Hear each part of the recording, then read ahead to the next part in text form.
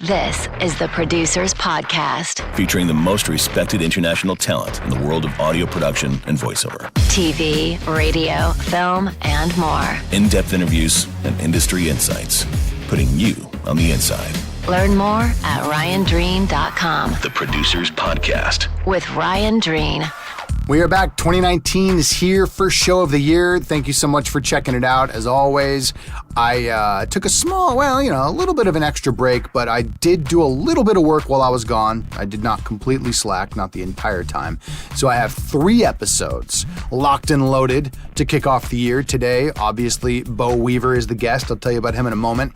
2019, also the year of shorter intros. I'm going to try and just make with the content. So let me just promote a little bit about who's coming up. Dan Mumford, a producer out of the UK, have him booked, and he has his background in radio imaging, but he's a music producer now. So we'll talk about that side of the world and maybe how you go from one to the other or do both, stretch your legs if you're musically inclined. Should be a pretty cool show. And then I'm bringing back someone I had on possibly a decade ago. Somehow this show is 11 years old this year. I don't know how, but that happened. Roger Keeler, gonna bring him back on. I'm a big fan of Keeler.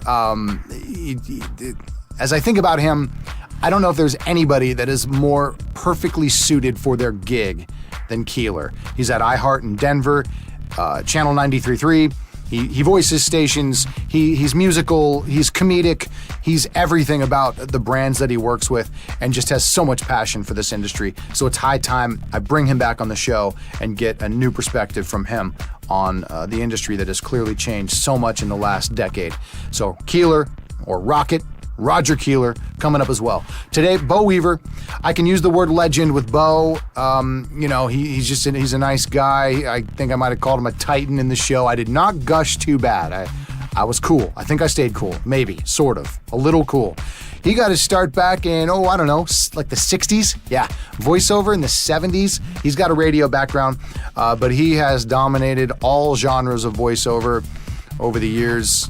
I'll just rattle off a few bullet points here. Live announce, Emmy Awards, other Hollywood shows, documentary series narration, network promo, theatrical trailers, TV affiliate work is actually what he's doing a lot of now, commercial work, animation, radio imaging. It goes on and on. He is award-winning. He's also on the advisory board of the Don LaFontaine Voiceover Lab, and we go into that in this show as well. Get some cool Don LaFontaine stories in there. Also, for the new voice artists that are trying to break in, some people were kind of asking for the perspective of people that have been in the business on how to get into the business. I get into that later in the show, but we definitely go into that in detail, and he had some sage words of advice on things you can do and what you need to be doing to be successful. I'd say that's good. That's good. Yeah, his website, spokenword.com. So I put together a short little demo here, but tons of demos and full length and a lot more about Beau found on his website. Again, that's spokenword.com. So let's hear a quick sample and then let's bring him on, the one and the only Beau Weaver. This summer, 2 worlds will collide and become one slightly bigger world.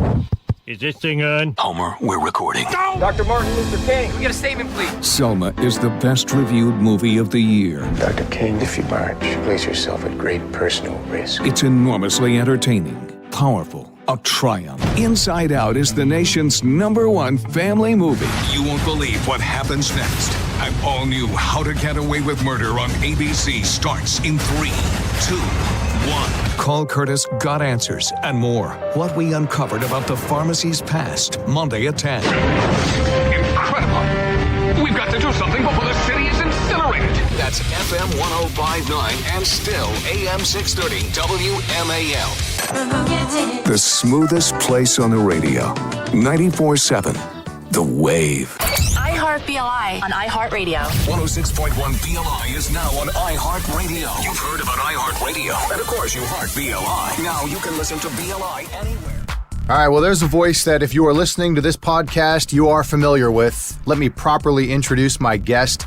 I'm going to say this, sir, but a titan in the voiceover industry, Beau Weaver, joins me on the show today. Beau, thanks a lot. Thanks for joining me. Well, as long as you don't call me an expert, because do you know what an expert is? No, you tell me. An X is a has-been, and a spurt is a drip under pressure.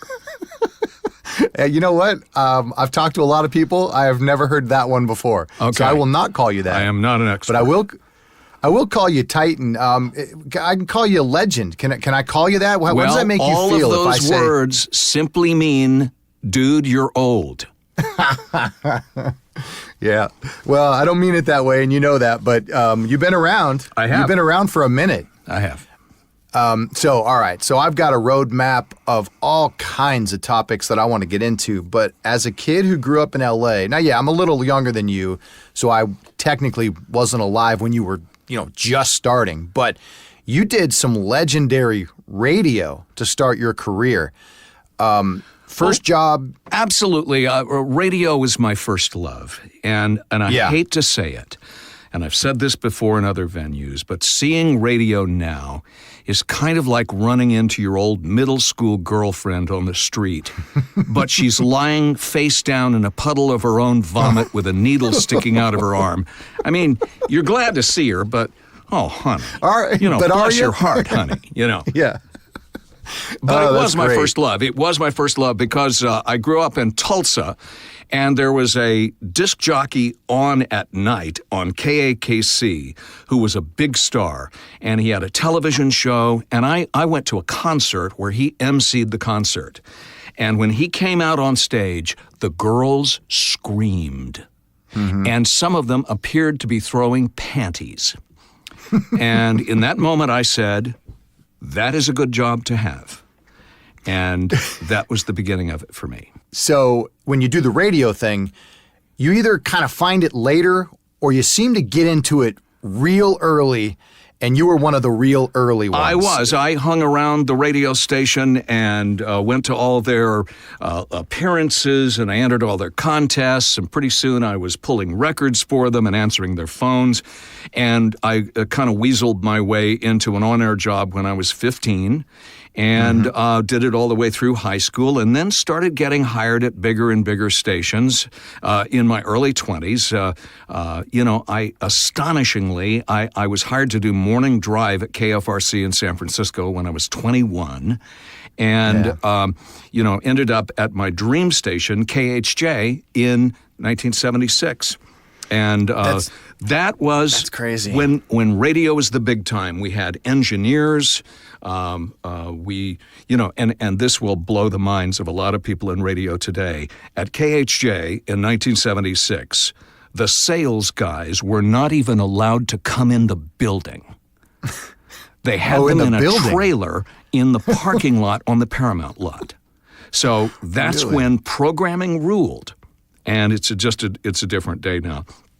Yeah, certainly. Well, but I discovered voiceover at that time when I was working for KHJ in 1976. And the long story made short is one of the other air talents, a guy named Dave Sebastian Williams, was in one of the production studios one night, and he was running copies of tape, something on reel-to-reel. And in those days, you couldn't touch the equipment. Only the engineers could touch the equipment. And I saw him in the production studio, and I went and said, Dave, what are you doing, man? You're going to get in big trouble here. They're going to write you up, and there'll be a grievance, and you'll have to pay a fine. What are you doing? And he said, close the door, man. I'm making copies of my voiceover demo. And I said, voiceover demo? What's that? And he played a little bit of it for me, and I said, but Dave, that's just a bunch of spots. And he said, yeah, man, that's where the money is. I said, really? And he said, yeah, do you know what kind of money you can make doing national television commercials? And I said, no. And so he told me. And so I said, I got to get one of those, And he said, well, hold on, not so fast. As it turns out, they don't like radio guys. Advertising agencies hate radio people. And I said, why? We're on the top station in the United States. He says, yeah, but we have a sound that they hate. But fortunately, there's a kind of a therapy for that. There is a workshop run by a woman named Joan Gerber, who was, in those days, the top female voiceover talent did tons of animation and national commercials. And she was a coach, and she ran a voiceover workshop out of her living room up in the Hollywood Hills. And Dave said, I'm going. You can come with me if you want. And so I went. And my world changed in that moment, because what I saw them doing was something altogether different from what I knew.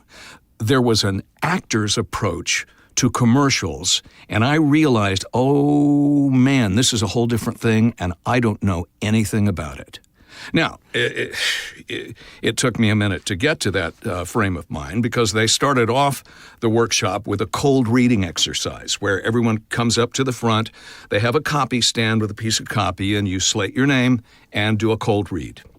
And so in those days on KHJ, about 50% of the copy on the air was done live. And so I went, oh, dude, I'm so nailing this. You own this. I know this, man. So I went up there full of, cocky radio guy swagger. Yeah. And I slated my name, and Joan Gerber whipped around and goes, disc jockey, right? And I went, yeah. So, and anyway, she said, I can smell you guys a mile away. And so I sat back and listened to the other actors working, and I saw that they were doing something completely different. And for some reason, I wanted to learn it. And I went back to the station the next day and said to one of the other guys who was on the air staff, hey, man, I went to this incredible thing last night. You got to come. It's a voice actors workshop. It'd be right up your alley. And he leaned back in his chair and kind of folded his arms and said, well, sounds kind of interesting. I might go to that if they want me to teach, if they want me to lead it. And I went, oh, okay. No, man. No, this is a whole different thing. But for some reason, I was willing to be a beginner and to learn something new. And from then on, that's all of my focus has been on that. And it's a very different realm from radio. Yeah, we've definitely talked about that, a lot on this particular podcast, the radio stench that needs to get shed, often with people that make that transition. I'm really interested, though. So you say that's about 1976 when you were on, that is Boss Radio. Growing up there, I had, known of it. But legendary, truly legendary. Well, I was there for its last #1 book. And, after that, FM penetration began to turn the tide, and the big numbers started to be on FM. Yeah, but we were the last hurrah of big-time pop radio on AM. And those were fun days, man. Those were days. You on? Yeah. Were you on FM, though, on Boss Radio on FM? No, this was on AM. Is it true to say that your radio career, you made that transition kind of as AM was going out? Yeah, FM was coming in? I did radio for a few more years, but was out of it completely in the mid-'80s.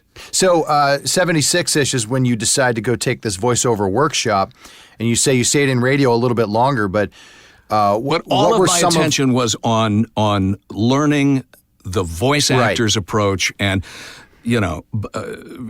very shortly that was my entire focus. And the a big break for me came that's what I was I guess it was 1982 or 1983. And I was in Denver, living in the mountains, and I had been hired by one of the television stations in Denver to be their promo voice. And as it happened, I was repped by the same agent who handled the voiceover talents for two other stations, Channel 7 and 9, Ed O'Brien and Roger Thompson.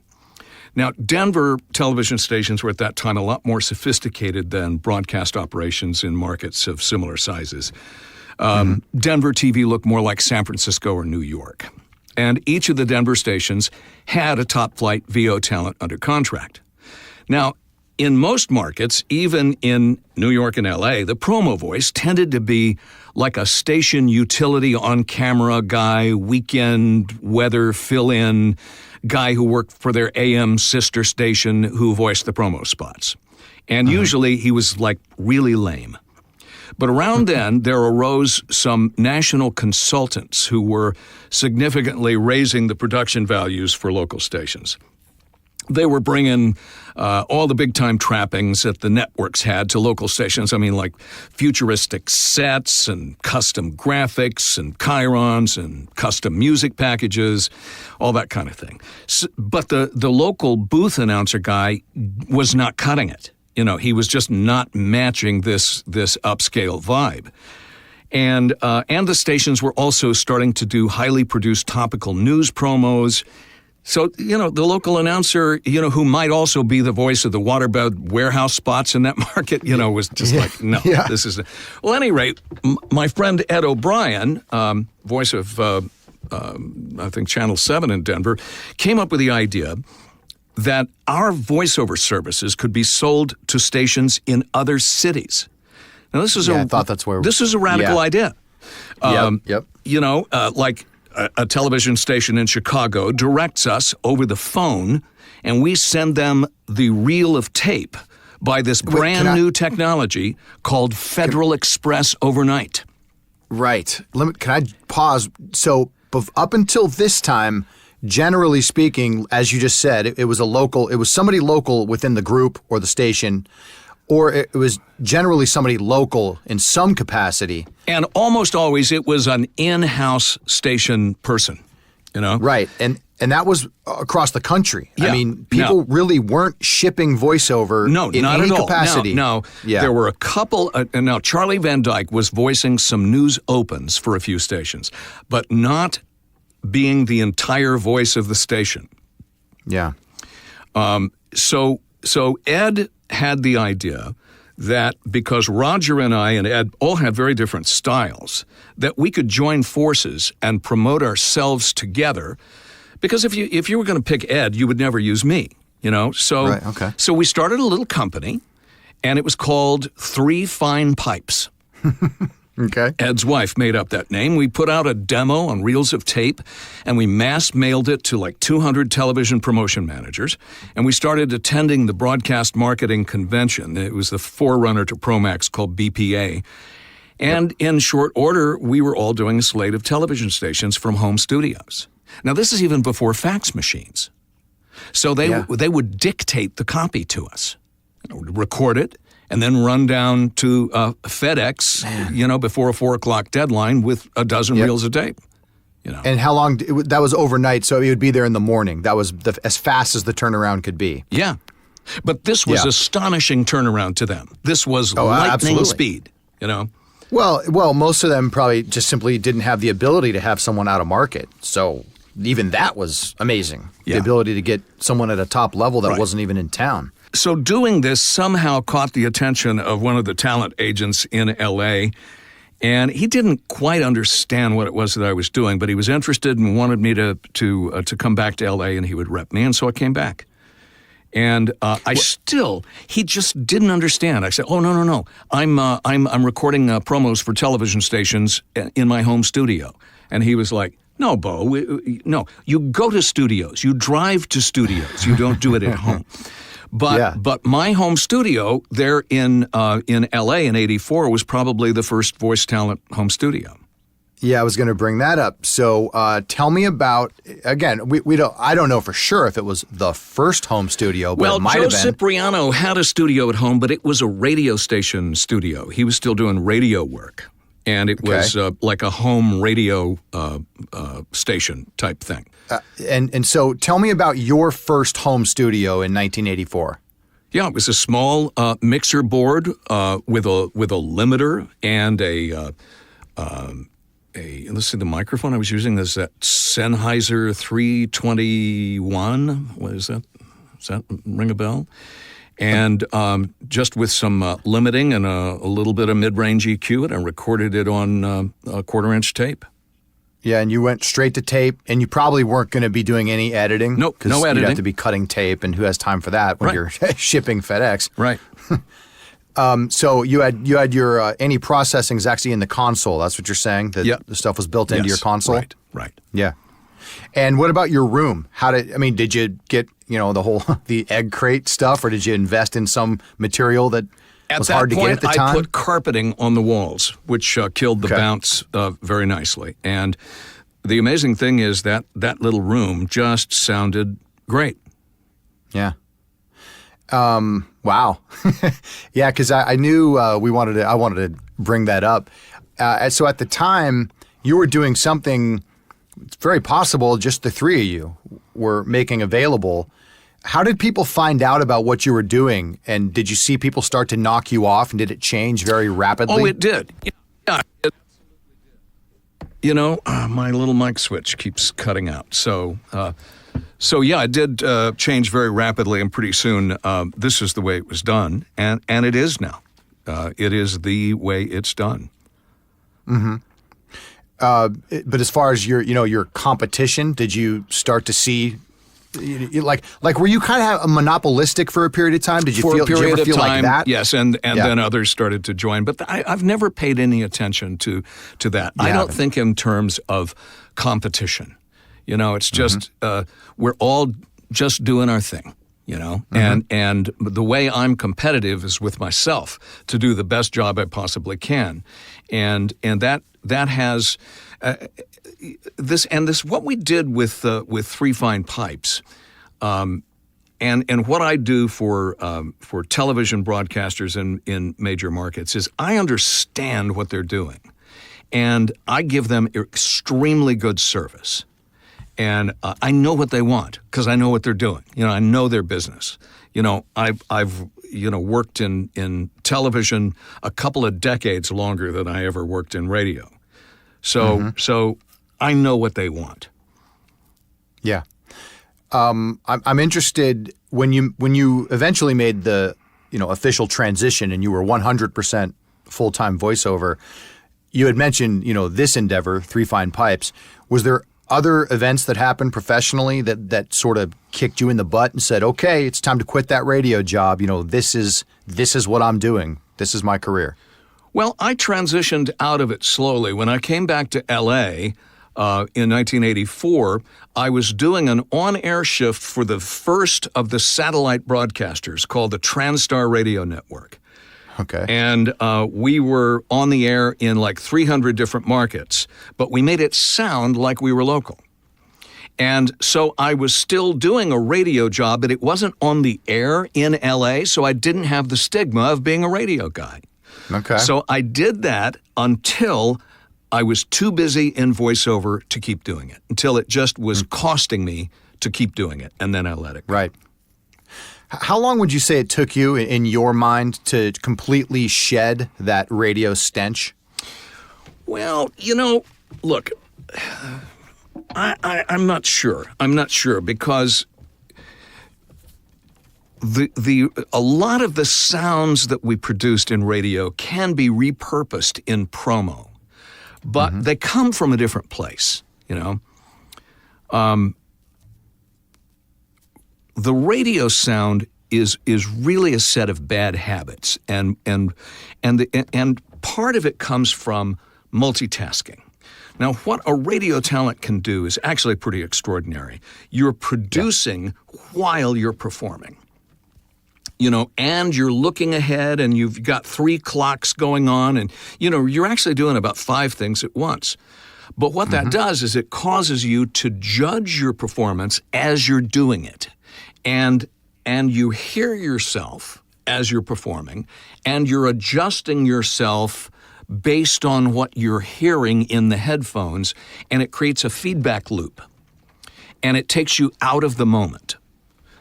The best voiceover work, whether it's a national commercial or even things that are very stylized, have you as a performer being in the moment, not judging it, just doing it, just letting it flow. And if you're listening to yourself and looking at the waveform on a monitor, you can't be in the moment.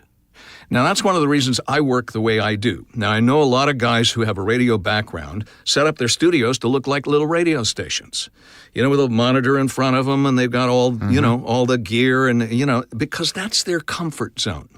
you know? Yeah. Having all this equipment spread around and like that, but it keeps you in a certain mindset.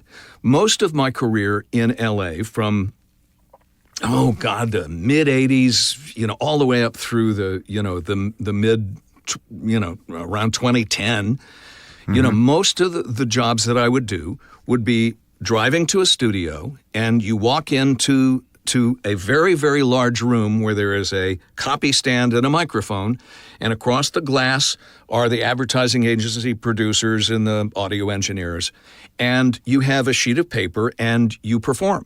And you have absolutely no control over the microphone placement and, you know, audio processing and all that. That's just not your job. The only thing that's your job is your performance.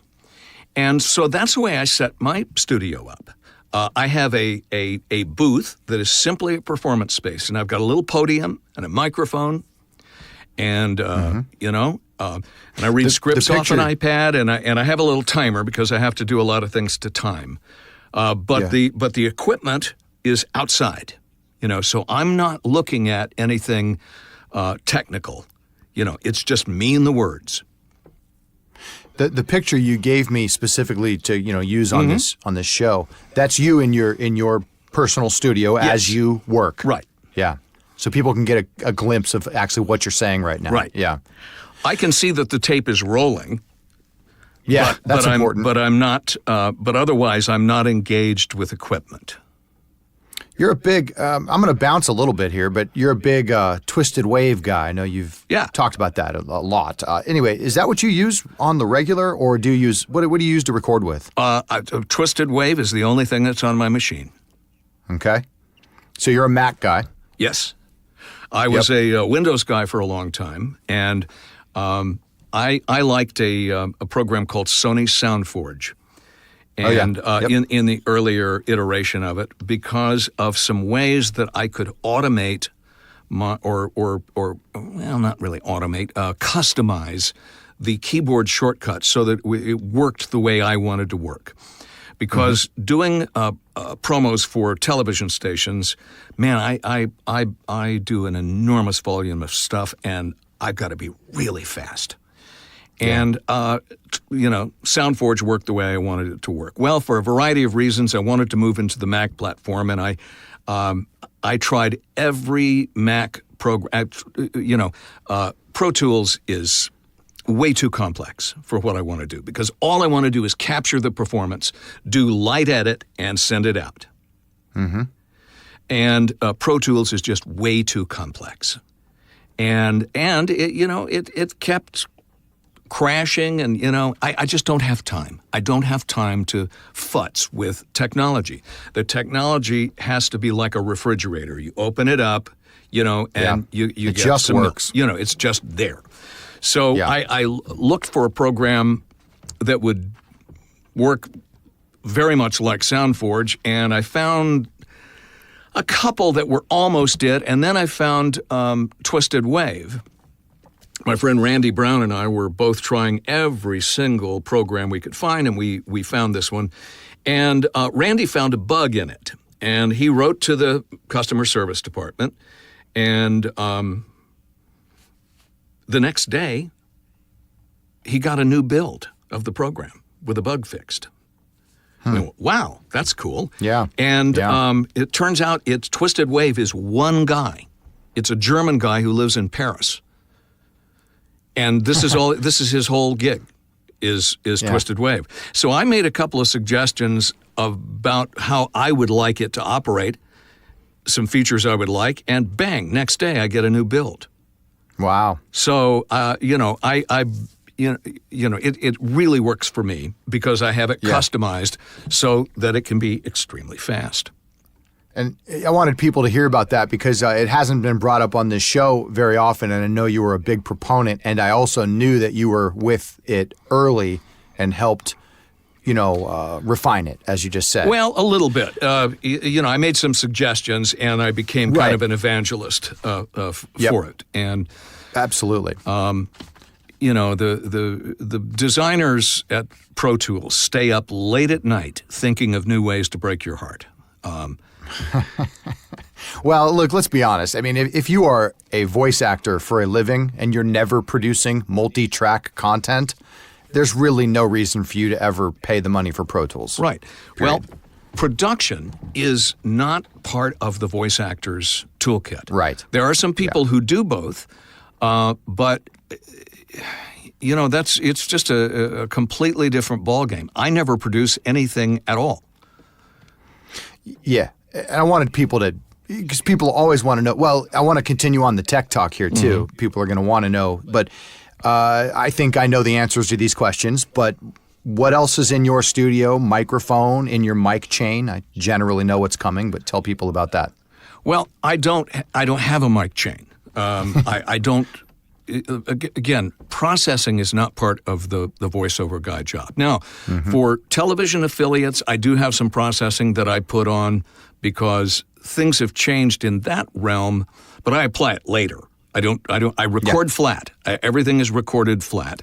And for the television affiliates who have to drop this in, and their timeline is so fast, man. They used to have audio editors, but they don't have them anymore, and that skill set has been lost. So I do have to give them something that will punch through the music track. But if I'm recording for an advertising agency or a production company or a trailer house, I just capture the performance and send it to them. What we're hearing right now is how you send it to most of your clients, short of some of these local TV affiliate clients. Right. Yeah. And you record on a 416? Yep. Yeah, Sennheiser 416. So, go to any voiceover convention and there'll be, 1,000 of them. Well, you will hear a lot of people, pissing and moaning about the 416. They think it's the greatest thing in the world, or it's the most horrible mic in the world. Yeah. And do you know the genesis of the 416 and how it became the voiceover mic? It was a film boom mic, and then somebody famous needed to, I can't remember his name, you're going to kill me, but and he needed to cut something real fast, so he No, it was actually a better story than that even. You tell it. Ernie Anderson was the voice of ABC television Ernie in Anderson. the 80s, and he was a character, man. Go to my website and look under the tab that says free, and there are some Ernie outtakes there. Spokenword.com. I've already said it, but I wanted to make sure people are aware. Spokenword.com. Well, Ernie was, you may remember, he's the big voice guy, The Love Boat on ABC. Legend. Legendary sound. You can't do that, but anyway, Ernie was a real cantankerous guy. And I don't know that this was true for Ernie, but a lot of people in the 80s were doing a lot of cocaine. And you remember how Robin Williams... What? Yes, I know. Robin Williams said cocaine is God's way of telling you you're making too much money. And I don't know if it was that, but Ernie became extremely paranoid at one point. And I used to follow him in the booth at ABC, and he at a certain point, he would refuse to go into the booth because he was convinced that the producer, the room producer, and the audio guy were talking about him. Now, they probably were, so because that's why he was a son of a bitch, but anyway, so he said, okay, I'm not going in there anymore. I'm sitting right out here. I'm sitting right here where I can keep an eye on you guys. You want to use me on these promos? You can mic me right here. And it was a tiny little room with concrete blocks, and the acoustics were horrible. And equipment everywhere. And they had equipment. There was a big room with a sliding glass door that had big 1-inch machines, going, so it was awful. So they weren't, how were they going to mic him in there? And he wouldn't budge. And they had promos that had to get out. So one of the engineers ran over across the lot to the General Hospital set and grabbed one of their boom mics, which was a 416. Actually, no, it was a 415, the earlier version, the 12-volt version, and brought it in, and they hooked it up. And sure enough, it canceled out all of the room, And it had a little bit of a mid-range edge to it, which meant they didn't actually need to use as much processing on Ernie. Yeah. And it sounded great. So Ernie bought a couple and started carrying them around with him and insisting that all the other studios use it. Yeah. And Now, he made them buy it. He made them buy it, and it became the Ernie mic. And, it's pretty much all you'll see here. Can you tell me when that became prevalent? I'm guessing you can tell me when that became prevalent. It was probably around 89, 90. Is that when you started using one? I guess, yeah, the first one I had was the 415. And Okay. the thing that's great about a 415 is it will forgive a poor room.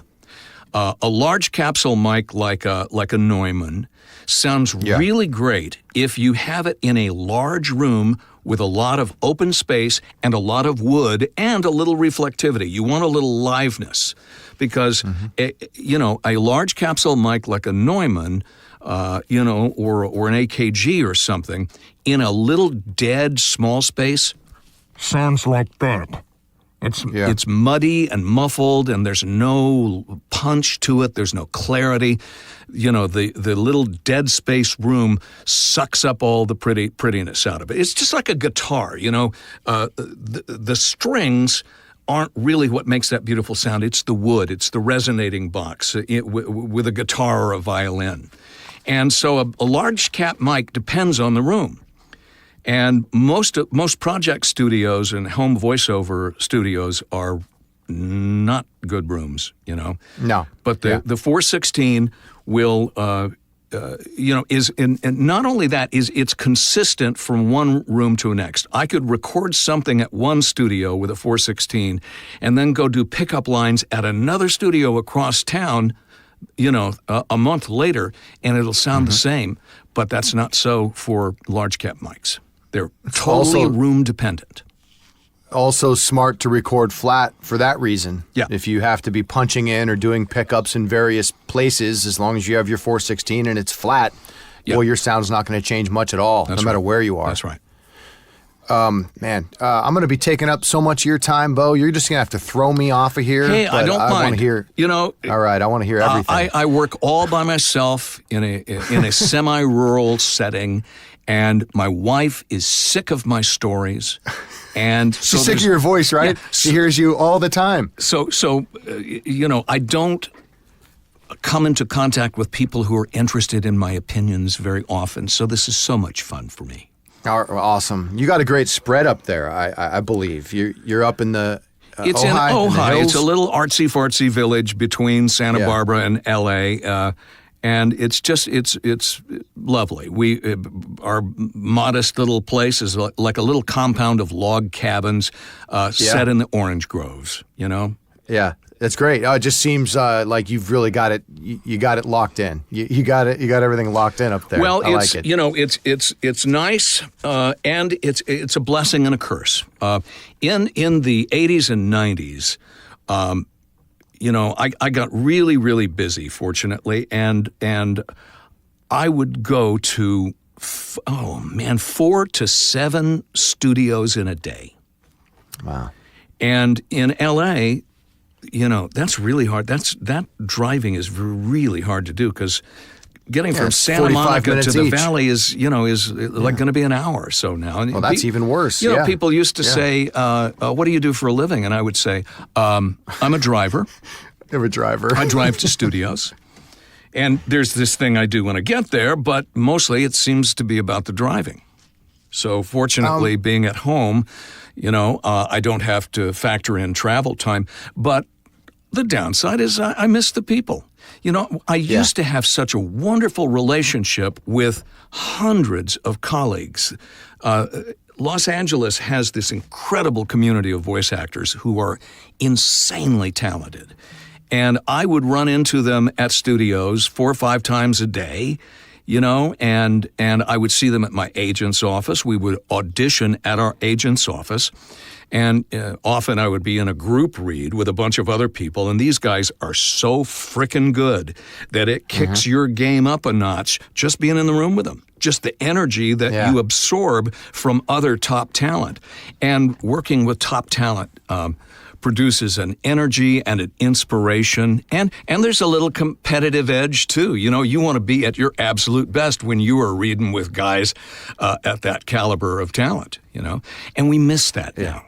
I was about to get more into your day-to-day, but you made me think of a couple other things. I wanted to make sure that I talked about, well, I was going to bring up Don LaFontaine in general, but you are also you're on the advisory board. Sorry, I was scrolling down my page here. You're on the advisory board at the Screen Actors Guild Foundation, the Don LaFontaine Voiceover Lab. I don't think I've put nearly enough time into that, and I've had a few people on that I should have talked about that more. Tell us what that is. Well, here's the thing. A lot of people, Don's been gone for 10 years. And if you don't know who Don LaFontaine is, because I say is because it feels to me like he's still with us. He was the movie trailer voice that became the iconic movie trailer voice that every other movie trailer voice has tried to be. And he was an incredible talent. But it was not just his voice, and it was not just his talent that made him so incredible. It was the kind of human being he was. It used to be that the voiceover field was a bunch of kind of lone wolf guys who jealously guarded their little territory, and Don wasn't like that. Don had the idea that there was enough work for everyone. He was incredibly generous. Don had a chauffeur-driven limo that took him to his gigs. And that was no affectation. He had to. Don had so much work. You have no idea how much work Don had. And in fact, at one point, he was the voice of NBC and the Fox network, the dramatic stuff. And he would do, sometimes 30 other jobs in a day. And it was so much driving that his agent booked an hour at one studio in Hollywood every day at 10 o'clock, and they would sell it in 5-minute increments. So people would call and say, oh, my God, I got a copy change. I need to get a pickup from Don. And they would say, hey, he's completely booked tomorrow. Oh, Jesus, I got to have this. What can you do? Well, I can give you 10:25 to 10:30 tomorrow. ISDN, connect at Woodhawley. But here's the thing. Have the tape rolling when you connect up and don't do any small talk at the beginning because he's got 5 minutes, and at 10:30 exactly they're going to drop the lines whether you're done or not. And so it's one take for everything he did in his life. Right. But that's all he needed because, I can remember being in the studio and they'd say he would do the take and it would be perfect. And they would say, okay, Don, why don't you give us one more for protection? He would say, make a copy of take one and save it. And they would say, okay, Don, okay, that was perfect. It was great. Just give us one more. And he would say, why? Yeah.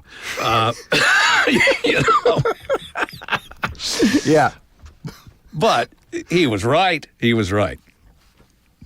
Anyway, he was an incredible man, not just for his talent, but because of his generosity. And when Don passed, there was a group of us who got together and said, we want to do something to try to preserve the ethos of generosity and inclusion that really characterized his personality. That's what we wanted to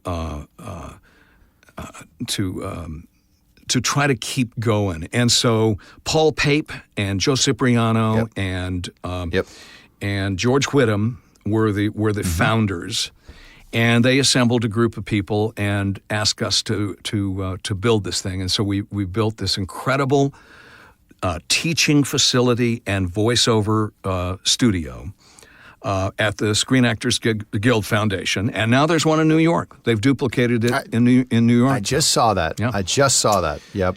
And so what happens there? Well, classes, yeah. classes, and they will teach the technology. They have classes in recording technology, and there's also an individual workstation where if you need to come and record some auditions or even do jobs, if you're a union member, you can come and use it for free.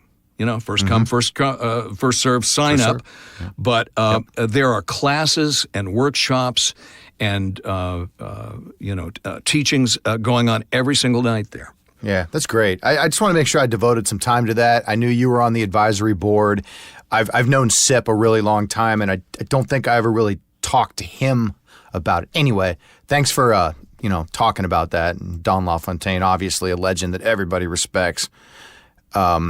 So kind of a terrible transition, but I do want to talk more about your day-to-day. I think people would be interested to know what it's like. Right now, at this stage, most of what I'm doing is on a regular basis is television promos for major market television stations, and I've got a bunch of them that have put me on contract, and so basically I'm their bitch. Yep. Yep.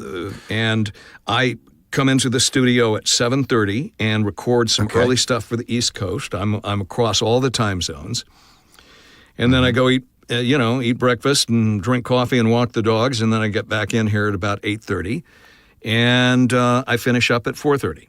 Do you have that schedule? Are you able to sort of lock that schedule in, and all your clients are aware? Or do you have people coming at you at 5 o'clock, 5:30, 6? No, weekends? I've had to close it off. I've had to close it off, and that works because I've got more people on the East Coast than out west. Oh, so that works. So it works out very nicely, and I have weekends off, and in between there are a couple of breaks in there each day where I will do a documentary series for like the History Channel or a commercial session or whatever else it happens to be that particular day.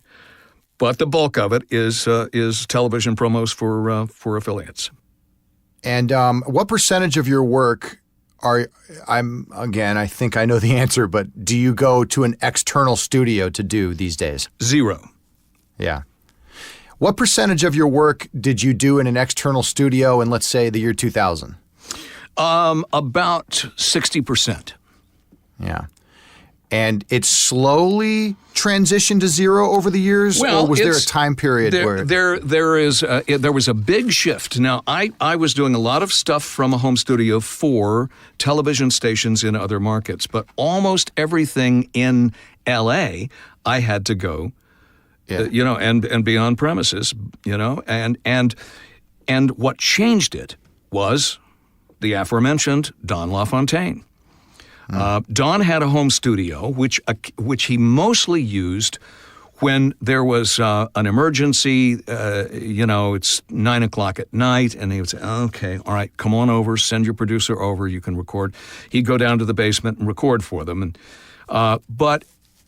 He went to all his gigs, and I remember in the somewhere around 95, 96, running into Don one morning, and it was at about 9 o'clock, and I said, "So Don, is this your first gig this morning?" And he sheepishly held up his hand, showing 5 fingers. No, it was his 5th at 9 o'clock in the morning. And I said, "Don, why don't you just stay home? You have ISDN. Why don't you just tell everyone, this is, you dial in, this is how I work." And I don't know if you know this, but Don had a quote, a rate, a basic rate, which was, at that time was $1,750 to show up. Okay. And in addition to whatever usage there was. So yeah, 1750 was just to get him in the door. To get him in the door. And he said, then, I've got so many clients who are so loyal and they've used me over the years and they kind of expect to see me and I feel like I owe them that. And besides my daily quote, I'm making more in one session than the audio engineer's making in a month. And I just feel like it's, I owe it to them to show up. And I said, Don, when you stop driving, then the rest of us can stop driving. And that is exactly what happened. When Don finally said, okay, I'm staying home, you got to dial ISDN to get me, it instantly became okay for the rest of us to do it. And it changed almost overnight. When was that? Do you remember about when that was? That was probably, let me think, that was probably about 2002 or 3.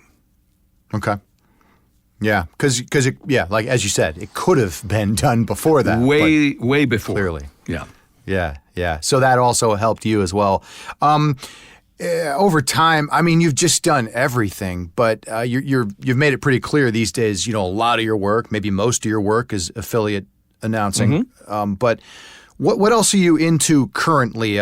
Percentages maybe? Still doing a bit of commercial work and animation? What else? No, I'm not doing any animation. I haven't done that for years. You haven't done that for years? I had a couple of pretty big series, and it was a lot of fun. It was sort of a dream of mine to do that, but that's not really my strong suit.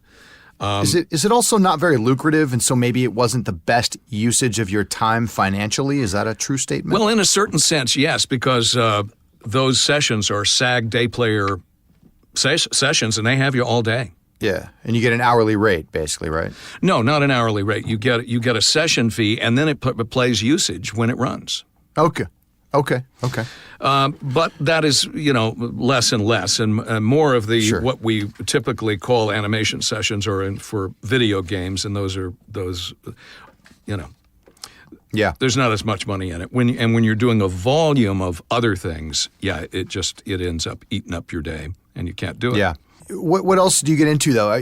Commercial campaigns, network promo, et cetera. Right trailers. Now, I'm not doing much network promo. I do network announce in various realms, but I'm not on any regular promos right now, and I'm not doing any trailers right now. They bought me a lot for trailers in the 90s and the early aughts. They're just not buying me right now. And if I could ask, because you're a pretty honest guy, clearly, why do you think that is? I mean, clearly you have the skills. Is it just the taste of the time, or how come it was sort of, it was the thing, and then now they're not using you for that now? Well, that business has changed a great deal anyway. Most theatrical trailers don't have narrators. That's a good point. It's only the television spots now that do, and it's a very long, complicated answer about how that industry works. I would say this, though, because I get to ask this all the time. If you're not currently a guy who's doing trailers, who's getting bought for trailers, you're not going to do trailers. So it's just not going to happen. Oh, you could win the Powerball, theoretically, but realistically, it's not going to happen. And most people who have trailer demos on their websites, you take one listen to it and you go, "Oh, there's a guy who does not do trailers." Yeah, do you mean because there's 5 people that are doing 99% of the work? And there's more than that. But the trailer industry hires known quantities. Okay. They hire whoever was on the last campaign that opened a film. So the trailer industry, perhaps more than any other, is very fickle and sticks to, the tight little stable of their talent. It does, and they only work through a handful of managers. And if you are, and even being with one of those managers doesn't necessarily guarantee that you're going to do trailers, but unless you are with one of those managers, it's not going to happen. Now, if you think producing a trailer demo will impress some of your other clients, who will think you're doing trailers even though you're not. And if you think it has some sort of cachet, well, go ahead and do it. But a trailer demo on your website is not going to get you that work. As far as commercial work, I don't know how much you're currently doing. I guess I have a couple of regular campaigns that have been using me for a long time, but almost everyone will tell you that no one understands what's going on with commercials right now. People audition at the big talent agencies in LA, and they will then hear the commercial on the air, and the agents call each other, and DPN calls CESD and say, hey, that Toyota campaign, did you book that? No. Did you? No. Did somebody from SBV get that? No, it's not one of their guys either. Who is it? I don't know. Nobody knows, but everybody's auditioning and nobody's booking. It's really weird. It's really weird. Is it a Wild West kind of situation? We don't know. Or what Nobody knows. Here's the thing. Everything's changing and nobody knows anything. That's the truth. Yeah. Is that scary? It's not for me. I have I'm happy with what I have. Yeah. I'm doing the best work I've ever done in my life. And I get to do it for clients who value what it is that I give them. And it's regular and it's predictable. And I'm grateful for what I have. Yeah, you're enjoying what you're doing, and you're not wanting. And I just got to a point where, here's the deal. In the early part of my career, I worked at it really, really, really hard. When I first got to town, I was getting up at 5 a.m. and sending out demos, reading the trades and sending demos. And one of the things that characterized my early career was I started doing promotion and marketing at a time when no one else was doing it. And in fact, the agents at the time in the early 80s forbade us to do promotion and marketing. They said, no. This is Hollywood. They come to us. We don't go to them. And I said, and did it anyway. So weren't you scared? Weren't you worried you were going to piss off the wrong people and just not have a gig and not get work? No, because it got me work. And it created a name for me in a way that nothing else would. So what I did is I pretended I was an advertising agency that had one client who was this voiceover guy. Oh, okay. And I came up with promotional postcards. And I even, at one point I said, okay, what did we do in radio? What was common between radio and what I'm doing now? I'm trying to get these advertising agency producers to listen to my voiceover demo. And in radio, we were trying to get people to listen to our station. So what did we do? We did contests. Oh, okay. I'll do contests. So I did. I was kind of an early adopter for a lot of things, and I created a way to play my demos on a phone line, pre-digital. And so I did a contest and sent out thousands of postcards to advertising agency producers saying, call this number. I held out a prize as bait, and at that point, it was like a little Sony miniature television. Oh, I remember those. And so you could win a Sony mini TV just by listening to this voiceover demo. Call this number, listen to this demo, and answer these 3 questions about what's on the demo. And yeah. And you just fill it in on the card and send it back. And then we held a drawing, So I did stuff like that. And I was just relentless. Here's the thing, I refused to go away. And there were many areas where I found, oh, you know what? I don't really have the skills to do that. When I wanted to get into animation, I really, I didn't have the skills, so I was willing to go get them.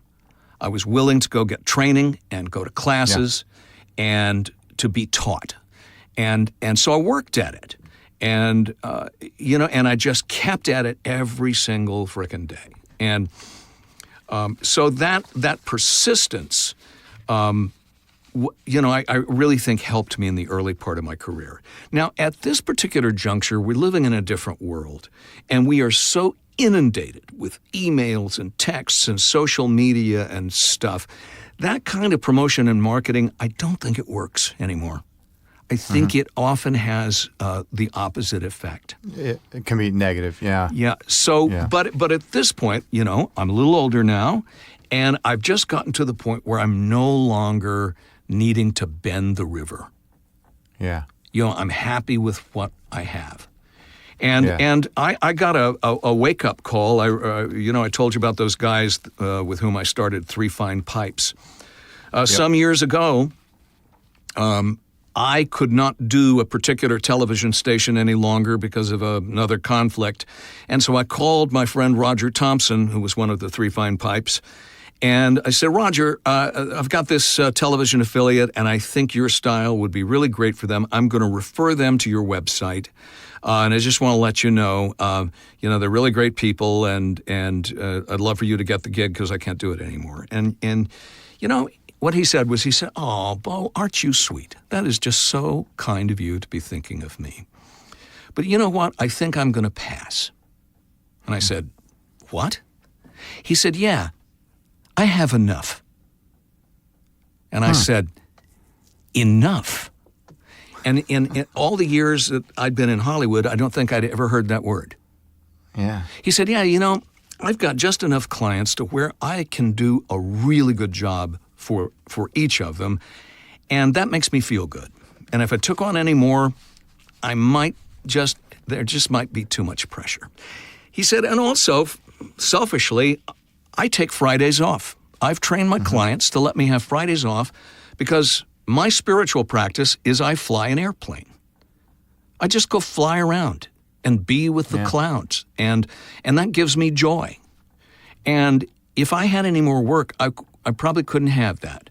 And so thank you so much for thinking of me. It means so much to me that you would, think of me like that, but I'm going to say no." And I had to pick my jaw up off the desk, enough. And it really, pierced me. And it took some years for me to arrive at that place where I say, "Hey, man, I'm happy with what I have." Yeah, that's pretty cool. Haven't had anyone talk like that on this show before, so that's great. The world we live in is more. Yeah. What's next? Well, you made me think. I think it might have been Wall Street too, actually. But someone said, how much is enough? And his answer is, well, more. That's right. And I also don't have a book to sell you, and I don't have any classes or workshops for you to go to. And I do not have a podcast for you to like. So, what good am I? I have a podcast. I'm just doing voiceover, Who knew? Man. You definitely brought this up, training and coaching. As you've moved along throughout your career, what types of training and coaching have you got for yourself? Oh, I do regularly. Now, I haven't done it in a few years, but regularly I will work with a coach. If you're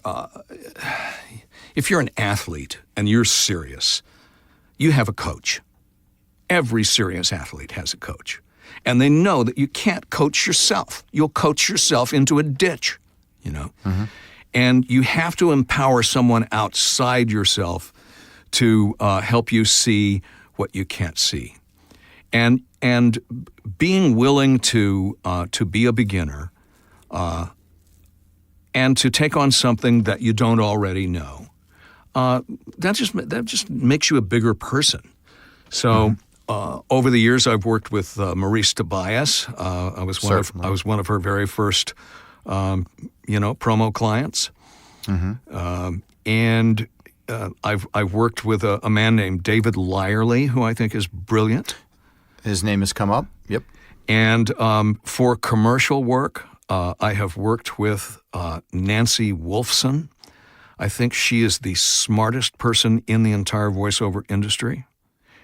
And particularly for someone who comes from broadcast and doesn't quite yet get the distinction of what makes television voiceover in particular different from radio, she'll bang it into your head. Now, she's tough. She is, do not expect to just get your ego stroked. But she's right. She's right. And she's really worth working with. I work with her. So yeah, I can concur. Yeah. I definitely want to get to a section about something specific for people that are new and starting out, a little more of that. But I wanted to, day-to-day, not tech, not in the studio, but as a talent, are there certain things you can't live without? It's kind of a vague question, but I like asking it to see what happens. Well, what gives me joy as a human right now is just walking among the orange groves and being one with nature and playing with my dogs. And that's sort of out of the studio stuff is really important for people, especially if you're a solo voice actor working by yourself and you're... I really think for anyone who is an artist of any sort, it's important to have outside interests other than just the narrow little thing that you do in a studio. Some years back I was at Pacific Ocean Post in Santa Monica, and the session I was doing was late. I think they had some, probably Pro Tools crashed, so everybody was running late. And sitting in the lobby was Ben Kingsley, who, does a lot of narration-type voiceover, and, a couple of the other usual suspects in the lobby, and we were talking. And do you know that Sir Ben Kingsley did not once ask me anything about audio processing or microphones? He talked about travel and art and theater and ideas, nothing about studios and audio editing. Yeah. Because studios and audio editing are not things that make your life rich. Yeah, that's pretty key. I've had people just recently were bringing up the topic of, getting into this industry. Everybody has different answers, and there's really, there's no secret weapon. There's no secret sauce to, one day suddenly become a successful voice actor. But what are your opinions on the best things that young talent can do right now to jump in here and start off on a successful journey? Well, I think you have to start reading a lot. You sit and record yourself, whether you're doing it on an iPhone or you put together a little inexpensive home studio. You read a lot, and you pay attention to voiceover work. Now, if you are serious about getting into voiceover, you're going to study it. Now, one of the things you will do is you will go to the web pages of all of the top talent agencies in New York and LA, and you will listen to everyone's demo.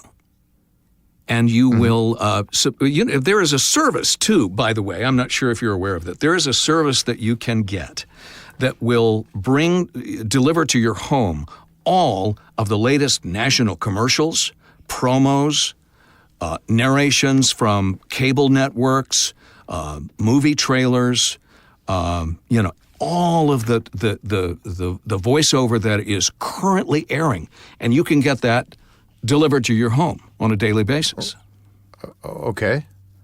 It's called Spectrum Cable or Charter Cable or Time Warner Cable. I was trying to think about where you were going with this, but yes. And you have a DVR in your cable box.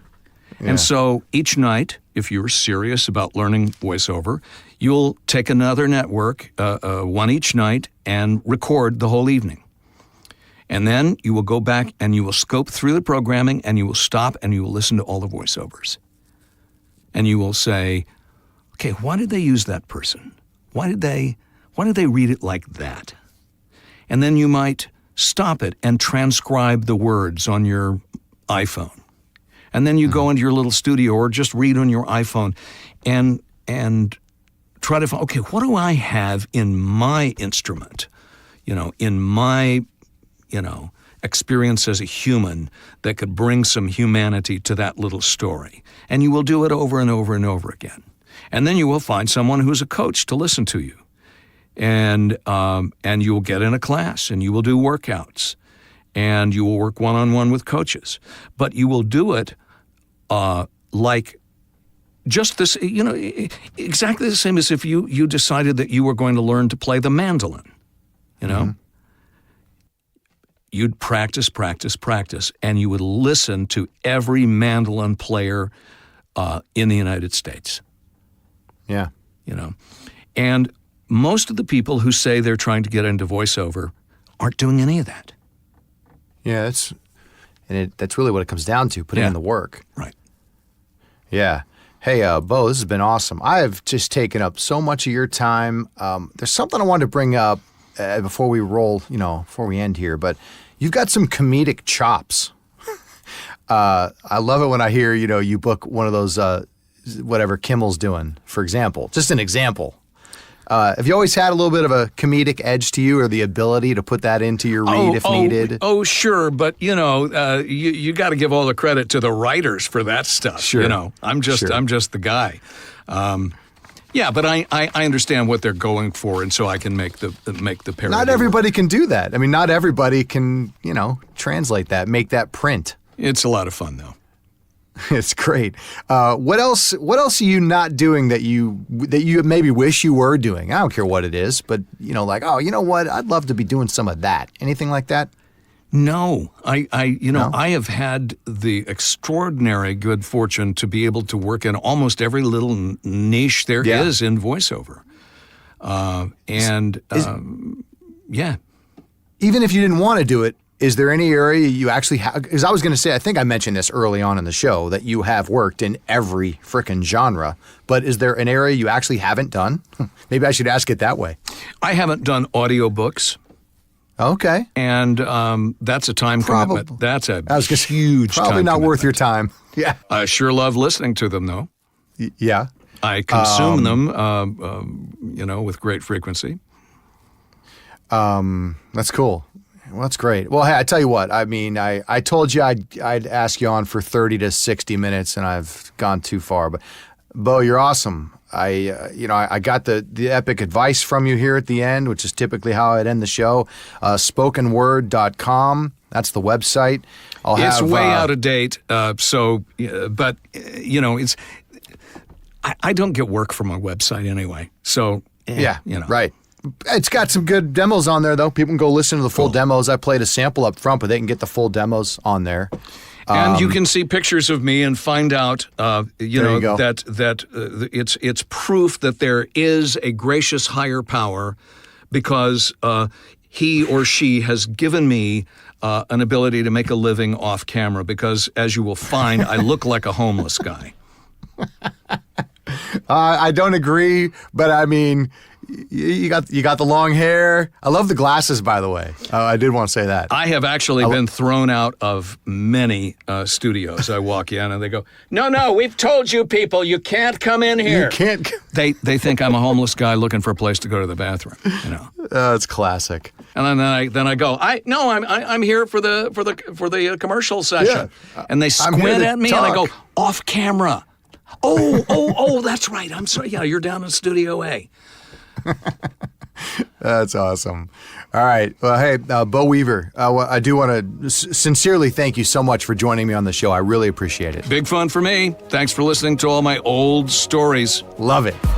Visit RyanDreen.com to subscribe, contact the show, and listen to every episode. Please rate and review the Producers Podcast on iTunes or on your favorite podcast app. The Producers Podcast with Ryan Dreen.